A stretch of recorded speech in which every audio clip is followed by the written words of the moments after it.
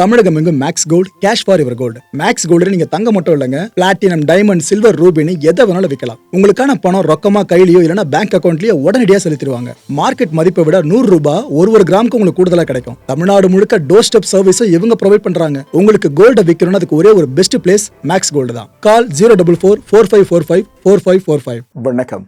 Big topic with Karthik Maikumar. Karnataka அந்த மாநிலத்தோட முக்கியமான ஒரு அமைச்சர், இந்த நேரத்தில் ரொம்ப முக்கியமான அமைச்சர் வேற, என்ன தெரியுமா சொல்லியிருக்காரு? தமிழ்நாட்டுக்கு தண்ணியே கிடையாதுன்னு. இவ்வளோ திமிர் பேச்சு. இதை பற்றி பார்க்க போகிறோம். தமிழ்நாடு அரசியல் களத்தை பற்றி நிறைய விஷயங்கள் பேச போகிற நிகழ்ச்சியில் போகலாம்.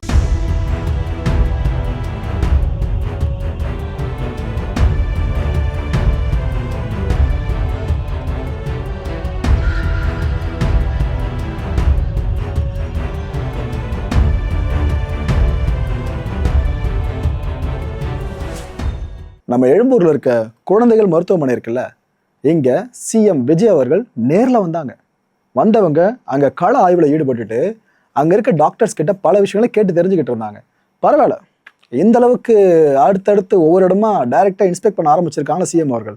நல்ல விஷயம். ஏன்னா அமைச்சர்கள் இருக்காங்களே, அவங்க துறையில் அவங்க பார்த்துப்பாங்கன்னு கண்மூடித்தனமாக விட்டுறாம அப்பப்போ இந்த சோதனையிட்ட விஷயம் இருக்குல்ல, இதை வரவேற்கலாம் மக்களே. சினிமா படங்கள்ல எம்ஜிஆர் அவர்களை ரெஃபரன்ஸா பலமுறை காமிச்சிருக்காரு சிஎம் விஜய் அவர்கள். அதே தாக்கத்தை நிஜ லைஃப்லயும் அவர் காட்ட தவறுவாரா என்ன? ஸோ அவரோட மூவ் ஒன்று பார்க்கும்போது அடுத்த எம்ஜிஆர் சார்ந்த ஒரு அச்சு பெருசா விடணுன்றதுல அவர் தீர்க்கமா இருக்கிறது லிட்டரலா தெரியுது.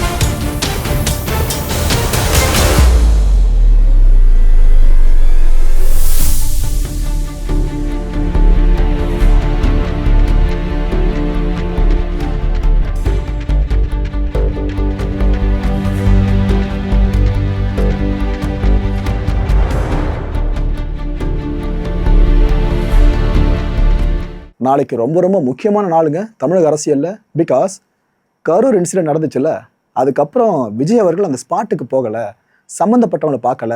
நீங்கள் சிஎம்மாக பதவியை அடுத்த நாள் அங்கே போயிருக்கணும், ஆனால் போகலை. அதுன்னு பெரிய இஷ்யூ வரைக்கும் விமர்சனமாக வசைப்படப்பட்டு இருக்குல்ல, அது எல்லாத்துக்கும் முற்றுப்புள்ளி வைக்கிற நாள் தான் நாளைக்கு. கரூருக்கு போகிறாரு சிஎம் விஜய் அவர்கள். நாளைக்கு போகிறது கன்ஃபார்ம் ஆயிடுச்சுங்க. மக்கள் சந்திப்பு சார்ந்து ஏற்பாடுகளும் பண்ணப்பட்டாச்சு. இந்த வெண்ணமலை தனியார் கல்லூரி மைதானம் ஒன்று இருக்கு, அங்கதான் இந்த ஈவெண்ட் நடக்க போது. சிஎம் விஜய் அவர்கள் என்னென்ன பேச போறாருன்றதான் அடுத்த எதிர்பார்ப்பு கலப்பு இருக்கு. அந்த ஈவெண்ட் நடக்கிற இடம் இருக்குல்ல, சுத்தியும் பார்த்தீங்கன்னா இரும்பு தகடுகளை அடிச்சிட்டாங்க. கிட்டத்தட்ட 10 அடி உயரம் வரைக்கும் அந்த தகடுகள் மேலே எழுந்து நிற்குது.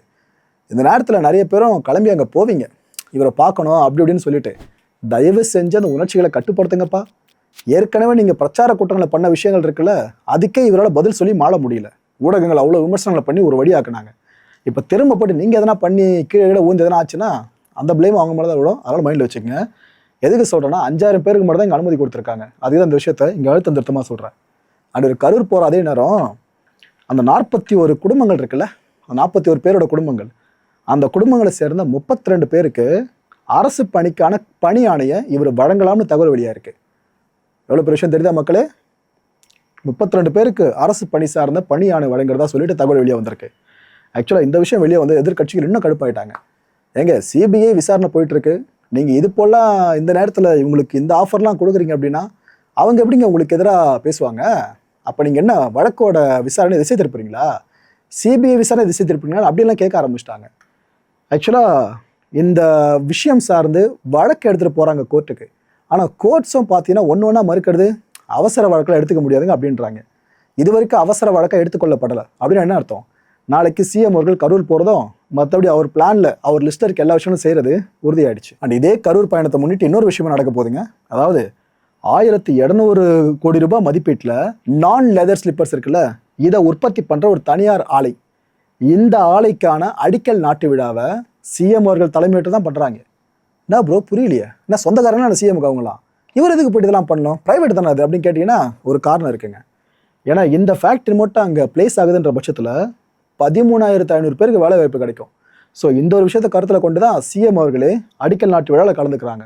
ஓகே ரைட்டு, ஒரு கரூர் பயணத்துக்கு பின்னாடி இவ்வளோ விஷயங்கள் இருக்குது. நாளைக்கு எந்த அளவுக்கு போகும்போது பாருங்க பரபரப்பாக தமிழ்நாடு அரசியல் கிழமை. எம்எல்ஏ இளையராஜா அவர்கள் இவர்கிட்ட பேரம் பேசினாங்கன்னு சொல்லிட்டு இஷ்யூ பெருசாக வெடிச்சுதா, சிங்கப்பூரில் இருக்கிற ஒரு நபருக்கும் இதில் தொடர்பு இருக்குன்ற விஷயம் விசாரணையில் தெரிய வந்துச்சா, அந்த நபர் யாருன்னு எல்லாம் இங்கே நாம முணுமுணுத்துட்டு இருக்கும்போது ஒரு பேர் வெளியே வந்திருக்குங்க. பேர் லட்சுமண பெருமாள், சிங்கப்பூரை சேர்ந்தவர் லட்சுமண பெருமாள். இப்போ இவருக்கு எதிராக லுக் அவுட் நோட்டீஸும் இஷ்யூ பண்ணப்பட்டிருக்கு. இங்கே இருந்தபடியே அங்கே லுக் அவுட் நோட்டீஸும் இஷ்யூ பண்ணியிருக்காங்க. இவர் மேலே இருக்க புகார் என்ன தெரியுமா, சிங்கப்பூரில் இருந்தபடியே ஆதாரங்களை அழிச்சிருக்காராமா. இப்போ ஏற்பட்ட புகாரும் அந்த நபர் மேலே சுமத்தப்பட்டிருக்கு. இந்த எம்எல்ஏ இளையராஜா இருக்கார்ல, அவரோட பேரம் பேசினாங்கன்னா அந்த விவகாரத்தின் கீழே சரி உள்ளுக்குள்ளே இவ்வளோ அரசியல் சார்ந்த கலைபுரம் போயிட்டு ஒரு பக்கம் சிங்கப்பூர் வரைக்குமே கனெக்ட் இருக்கு அதுன்னு சொல்கிறாங்க, இன்னொரு பக்கம் கர்நாடகா, அது சார்ந்த அரசியலை பிரிக்க முடியாதுல்ல. இந்த ஸ்க்ரீனில் தெரியுறாருல, இவர் பேர் ராமலிங்க ரெட்டி. கர்நாடகாவோட நீர் பாசனம் இருக்குல்ல, அந்த துறையோட அமைச்சரே இவர் தான். என்ன தெரியுமா பேசியிருக்காரு, இப்போ தமிழ்நாட்டுக்கு தண்ணி கொடுக்க முடியாதுங்க அப்படின்றாரு, கட் அண்ட் ரைட்டாக சொல்கிறாரு. நீர் திறக்கணும் அப்படின்ட்டு இது வரைக்கும் தமிழ்நாடு அரசுகிட்ட இருந்து எந்த கோரிக்கை வந்ததா தெரியலையே அப்படின்றாரு. ஏப்பா உலகத்துக்கே தெரியும் தமிழ்நாடு தண்ணி கேட்டுட்டு இருக்குன்னு, அது இவருக்கு தெரியலையா? இது தெரியாத ஒருத்தர் அமைச்சரோட உட்காரச்சிங்களா என்ன? சரி ஓகே, இங்கே போதிய மழை இல்லையா, வெள்ளக்காட்சியில் ரீசெண்ட் டைமாக பார்த்து தானே இருக்கும், அணைகள்லாம் இங்கே பெருசாக நிரம்பலை, உங்களுக்கு நீர் தர சொல்லி காவிரி மேலாண்மை வாரியமும் எங்களுக்கு உத்தரவிடலையே அப்படின்றாரு. உத்தரவிட்டா நீரை கொடுத்துருவீங்களா? என்னென்ன சப்பக்கட்டு கட்டுறாங்க பார்த்தீங்களா? இது நம்ம லட்சியமாக செயல்படுற மாதிரி அமைச்சர் வாயிலிருந்து இந்த வார்த்தைகள் வருது. எவ்வளோ தூரம் இந்த விஷயத்தை அரசியலாக்க முடியுமோ, கபட நாடகம் ஆட முடியுமோ ஆடிக்கிட்டு இருக்காங்க. இதெல்லாம் சேர்த்து வச்சு கொட்டு வைக்க வேண்டிய இடத்துல யாருங்க இருக்கா? காங்கிரஸ். தமிழ்நாட்டிலையும் காங்கிரஸ்னு ஒன்று இருக்குல்ல, கர்நாடகாவில் ஆண்டுட்டு இருக்கிறது நீங்கள் தானே, என்ன தான் பண்ணிட்டு இருக்கீங்க இவ்வளோ வார்த்தைக்கு வெளியே வர வரைக்கும்? ஓகே, ஏன்னா இந்த விஷயத்தில் தமிழக மக்களுக்கு எதிரான நிலைப்பாடை கர்நாடகாவில் இருக்க யார் எடுத்தாலும், அமைச்சரவையில் இருக்கவங்க எடுத்தாலும் கெட்ட பேர் காங்கிரஸுக்கு தான். இங்கே இருக்க தமிழ்நாடு காங்கிரஸ் இருக்குல்ல, அவங்களுக்கு பெரிய கெட்ட பேர் அமையும். போக்சோ இந்தியாவில் ஒரு பெரிய விஷயமா உருவெடுத்துட்டு இருக்கிறது சமீப காலமாக. குழந்தைகளுக்கு எதிரான பாலியல் வன்கொடுமை சம்பவங்கள் இருக்குல்ல, இதுதான். இதில் கேசஸ் நிறைய ஃபைல் ஆகுது, ஆனால் அது சீக்கிரமாக விரைவாக விசாரிக்கப்பட்டு கரெக்டாக குற்றவாளி நிரூபிக்கப்பட்டு தண்டனை கொடுக்கறது தான் கம்மியாயிட்டு இருக்கு. அது பெருசாக இன்னும் ஃபுல் பிளஜாக போன மாதிரி தெரியல. இதில் இன்னொரு விஷயமா நடக்குதுங்க. போக்சோ குற்றச்சாட்டுன்னு சுமத்தப்பட்டு அவங்க 2-3 வருஷம் தண்டனையும் அனுபவிக்கிறாங்க. அது வரைக்கும் கோர்ட்டங்கையுமா அலையறவங்களும் இருக்காங்க. அதுக்கப்புறம் தான் தெரிய வருது இவங்க மேலே பொய் புகாரை கொடுத்துருக்காங்க அப்படின்னு. இது போல கேஸை போயிட்டு இருக்கு இந்தியாவில். இது என்னத்தை சொல்றது? ஸோ இதில் பிரித்து பார்க்குறது டைம் வேணும்ல, இவங்க உண்மையிலேயே குற்றவாளிகள் அப்படின்னு. பிகாஸ் எல்லாம் கிரேவ் கன்சர்ன் இந்த போல கேசஸ்லாம். புதுசாக 6 சிறப்பு நீதிமன்றங்கள் அமைக்கிறதுக்கு தமிழ்நாடு அரசு ஒப்புதல் கொடுத்துருக்காங்க இப்போ நம்ம தமிழ்நாட்டில். இதில் தென்காசி, ஈரோடு, திருப்பூர், திருச்சி, கள்ளக்குறிச்சி, அப்புறம் சென்னையில் கூடுதலாக ஒன்றுத்தையும் இந்த முறை கொண்டு வராங்க. ஒட்டு மொத்தமாக 6ங்க. இப்போ வரைக்கும் எடுத்துக்கிட்டிங்கன்னா 18,675 வழக்குகள் நிலுவையில் இருக்குது போக்சோ சம்மந்தமாக. சென்னை கோர்ட்ஸில் மட்டுமே பார்த்தீங்கன்னா 1,204 வழக்குகள், அண்ட் கோவை கோர்ட்ஸில் பார்த்தீங்கன்னா 1,023 வழக்குகள் இன்னும் நிலுவையில் இருக்குது. அப்போ எந்த அளவுக்கு போக்சோ கேஸை சார்ந்து இன்னும் நம்ம விரைவாக போகணும். தொலைதூரம் புரியுதா மக்களே உங்களுக்கு? ஓகே, கொல்கத்தா, அதாவது இப்போதைக்கு இந்தியாவோட the most frustrated farmer chief minister எடுத்துக்கிட்டிங்கன்னா மமதா பானர்ஜி அவர்கள் தான் சொல்லணும்னு நினைக்கிறேன். என்ன தெரியுமா நடந்திருக்கு? கல்கத்தாக்கு அவங்க வந்திருக்காங்க. அங்கே ஒரு ஈவெண்ட்டை பேஸ் பண்ணி வந்தவங்க, அவங்கள சுற்றி கூட்டம், ஒரு பக்கம் மீடியா, இன்னொரு பக்கம் ஃபுல்லாக தொண்டர்கள் மக்களை கூட ஆரம்பிச்சிட்டாங்க. அந்த டைமில் இது தெரியாரோ ஜென்டில்மேன், இவர் என்ன பண்ணியிருக்காரு, இந்த பாதுகாப்பு வளையத்தை உருவாக்கணும் அப்படின்ட்டு மமதா அவர்களுக்காக வேலை பார்த்துருக்காரு. கட்சி தொண்டர் பாதுகாப்பு வளையத்தை உருவாக்கணும்னு கையை ஃபுல்லாக அப்படி வச்சு மறைச்சிருக்காப்புல, எல்லா பக்கமும் மக்களை கண்ட்ரோல் பண்ணணும். என்ன நினச்சாலும் ஏது நினச்சாலும் தெரியல மமதா பானர்ஜி. திரும்பி அவரை பார்த்துட்டு வச்சாங்க ஒன்று பலாருன்னு கண்ணத்துலேயே. இப்போ நடந்திருக்குது.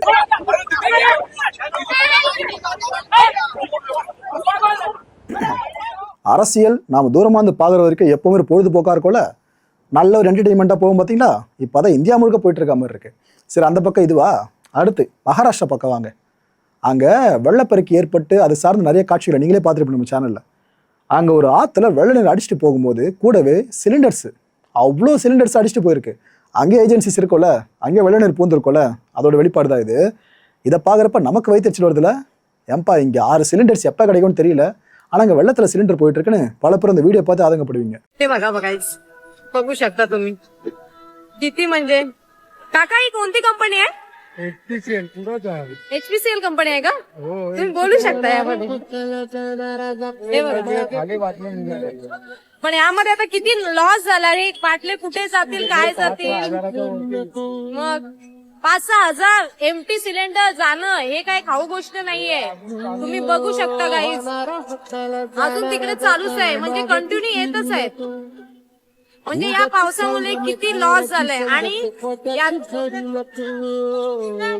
हा पूर्ण नुकसान माणसांना फेडावं लागतं तुम्ही बघू शकता நம்ம இந்திய ரயில்வே துறை இருக்குல்ல அது என்னதான் ஆச்சுன்னு தெரியல வித்தியாசமா வினோதமா ஒரு விஷயமே நடந்துகிட்டு இருக்கு சமீபத்தில் ஒரு எக்ஸ்பிரஸ் ரயிலை இயக்குன ஒரு லோக்கோ பைலட் என்ன பண்ணாப்புல ரயிலை நிறுத்திட்டு டீ கடைக்கு போயிட்டு சமோசா போட்டதை வாங்கிட்டு அதுக்கப்புறம் ரயில் எடுத்தாப்புல இப்போ அதை மிஞ்சின ஒரு சம்பவம் நடந்திருக்கு இது என்ன கூத்து தெரியுமா நந்திகிராம் எக்ஸ்பிரஸ் இருக்குல்ல இந்த ரயிலில் ஃபர்ஸ்ட் கிளாஸ் ஏசி பெட்டி இருக்குது பார்த்தீங்களா அந்த பெட்டியில் டெக்கரேஷன் பண்ணியிருக்காங்க பாருங்க செம டெக்கரேஷனு என்ன பண்ணணும் ஆன்மீக சுற்றுலா சார்னா கேட்டிங்கன்னா ஹனிமூனு இந்த ஹனிமூன் சார்ந்து என்ன இருக்குன்னா ஆன்லைன் சர்வீஸ் மூலமாக ஒரு ஏஜென்ட் அணுகிருக்கு ஒரு தம்பதி அணுகினவங்க எங்கள் இது போல் எங்களுக்கு ரயிலில் ஹனிமூன் கொண்டாடணும் சந்தோஷமாக இருக்கணும் அதுக்கு ஏற்பாடு பண்ணி கொடுக்க வழி இருக்கான்னு கேட்டிருக்காங்க இங்கே தான் காசு எவ்வளோ கொடுத்தாலும் வாயை பொழந்துட்டு பண்ணி கொடுக்க முடியும்னு சொல்கிற வாய்கள் நிறைய இருக்கு அதில் ஒரு நபர் என்ன பண்ணியிருக்கான் அதிகாரப்பூர்வ அனுமதி எதுவுமே இல்லாமல் அந்த பெட்டிக்குள்ளே தேனிலவு ஏற்பாடு சார்ந்து அப்படி டெக்கரேட் பண்ணி வச்சுருக்காங்க பயங்கரமாக டெக்கரேட் பண்ணி வச்சுருக்கான் இந்த வீடியோ வெளியே வந்துச்சா யார் கண்டா டெக்கரேட் பண்ணவனே நம்மளுக்கு அடுத்தடுத்த ஆர்டர்ஸ் கிடைக்கணும்னு அவனே வீடியோ எடுத்து போட்டு மாட்டிக்கிறான்னு நமக்கு தெரியல வீடியோ செம வைரல் இதுக்கப்புறம் ரயில்வே தலைமை வரைக்கும் இந்த விஷயம் போகல என்னப்பா இது ரயிலில் தேனிலவு இந்த விஷயம் பெருசாகவே விசாரணைக்கு உத்தரவிட்டிருக்காங்க இந்த நேரத்தில் அங்கே டிக்கெட் செக்கிங் சார்ந்து வேலை பார்த்துருப்பார்ல அவரை சஸ்பெண்டே பண்ணிட்டாங்க அவ்வளோ பெரிய விஷயம் நடந்திருக்கு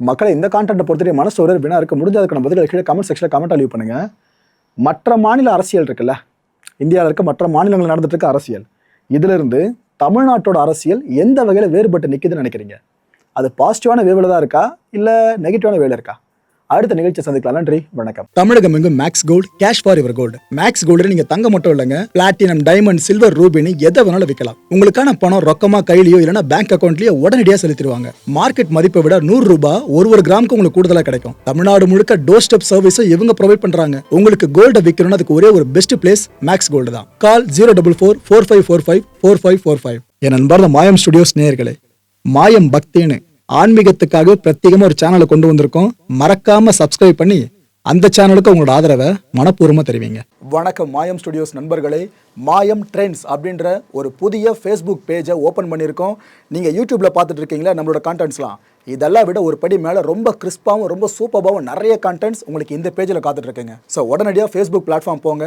மாயம் ட்ரெண்ட்ஸ்னு டைப் பண்ணி சர்ச் பண்ணி நம்ம பேஜை ஃபாலோ பண்ணுங்க அப்படியே நம்ம சேனலையும் நீங்கள் சப்ஸ்கிரைப் பண்ணிட்டீங்க அப்படின்னா இன்னும் நிறைய புது கான்டென்ட்ஸை உங்களுக்காக ப்ரொடியூஸ் பண்ணி கொடுத்துக்கிட்டே இருப்பாங்க நீங்கள் பண்ணுற ஒவ்வொரு சப்ஸ்கிரிப்ஷனும் எங்களுக்கு பெரிய மோட்டிவேஷனாக அமையும்